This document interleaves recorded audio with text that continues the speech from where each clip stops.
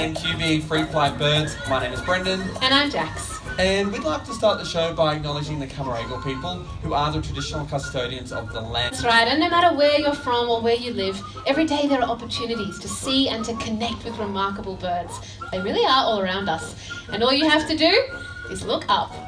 There she is, flying above your heads.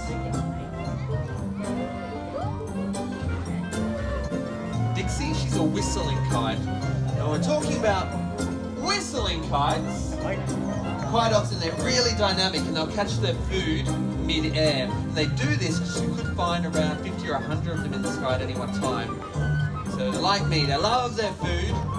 But if there's a lot of competition about eating on the wing, it means hopefully you can get more than your own fair share. A whistling kite.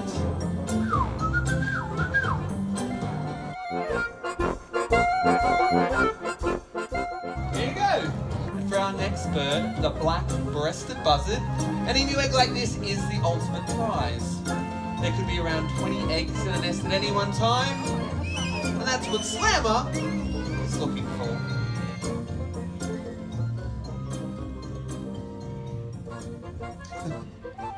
So everyone, this is Slammer, and even with those sharp talons and beak, wow, she needs help to get inside this item, and that rock is the perfect tool for the task.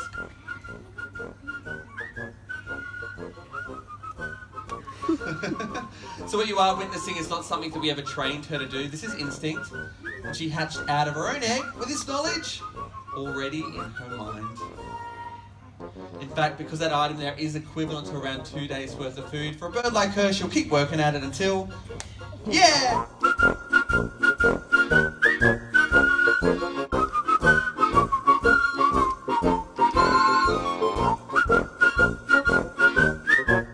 There she gets inside. Well done. Oh, that was awkward. Awkward even. Yeah, and one behind you. Behind you. Think about it. There you go. So we do tend to associate tool use with humans and other primates, so seeing Slammer achieve a goal today, it's pretty exciting. But perhaps after witnessing that, you may think we've a lot more in common with them than previously thought. The birds we've met so far have been Australian natives. But the next bird just goes to show that no matter where you are in the world, there's an opportunity to make a connection. Now, hailing all the way from South America, that includes birds like the Andean condor. Cast your eyes overhead as ours makes her way down to the stage on up to 3 meters worth of...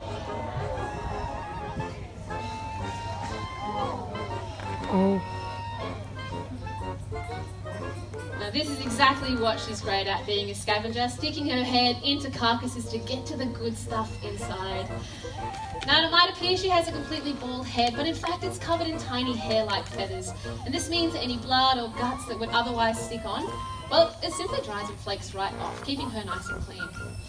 Now sadly, in some parts of the world, our vulture populations have declined by up to 99%. And this means that we're beginning to see diseases that impact us on the rise, things like anthrax and rabies.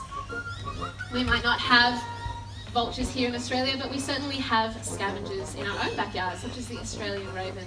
And if we know they're out there looking after us, I think we need to look after them so that they don't simply disappear. That's cute. That's cute. Come on, Karen.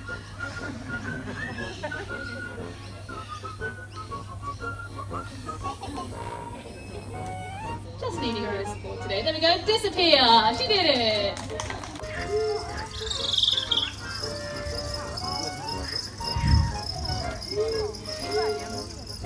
Do you ever have that feeling you're being watched? Owls are everywhere. While you might not always see them in your own backyard, they can see you out in the country and even right here in the city.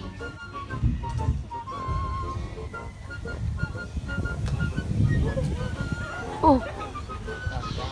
Everyone, this is Ripley, a barking owl. The other birds. And with these powerful feet, birds like this can easily take down other birds that are larger than themselves. Getting a bit windy, bud.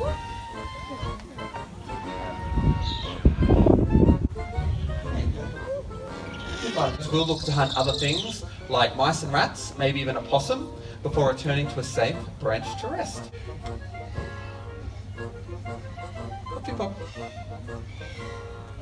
Yeah. That is, they've also been feared, so they're believed to be in some instances bad omens, but with how Wraith gets his name, they're also sometimes believed or confused with ghosts. But no matter your beliefs, ours have undoubtedly had one of the longest connections to cultures all around the world. Yeah. See you, Wraith. But unfortunately, not all of them are. So today, we were wondering if anyone would like to meet Jasper. I need a volunteer from the audience. My friend up there in the black cap, you are very quick to get your hand up. If I could have you stand up where you are, but maybe if you could step up to the top row of seats there, just to say good day. And head on back to me. Did you get your photo? All good? Wonderful. Well, you can see why galahs are thriving. They're incredibly clever and incredibly charismatic. So thank you, Jasper. That's right, and it really is with your support that we do see a bright future, where the skies in your backyards are just filled with birds, and it all starts by simply looking up. Oh.